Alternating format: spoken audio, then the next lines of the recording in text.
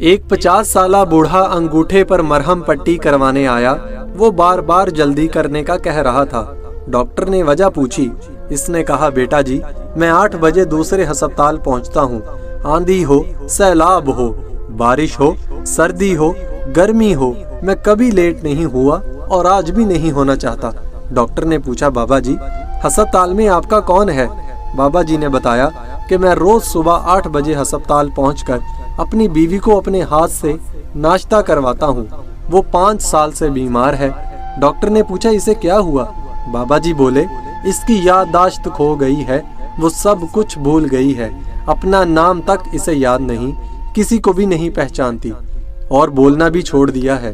Doctor نے پوچھا، جب آپ کی بیوی آپ کو نہیں پہچان سکتی، وہ آپ میں اور وارڈ بوائے میں کوئی فرق نہیں کر سکتی، تو آپ روز 8 بجے یہ تکلیف کیوں اٹھاتے ہیں؟ بابا جی بولے، میں اس کا قرض دار ہوں۔ 50 برس میں اس نے مجھے روزانہ 8 بجے ناشتہ کروایا تھا۔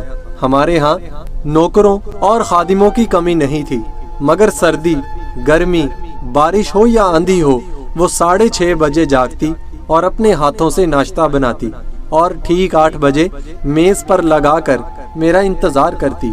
پھر بولے، جہاں تک یادداشت کا تعلق ہے تو یادداشت اس کی گئی ہے، میری نہیں۔ میں تو اسے پہچانتا ہوں، وہ آخری سانس تک میری بیوی ہے۔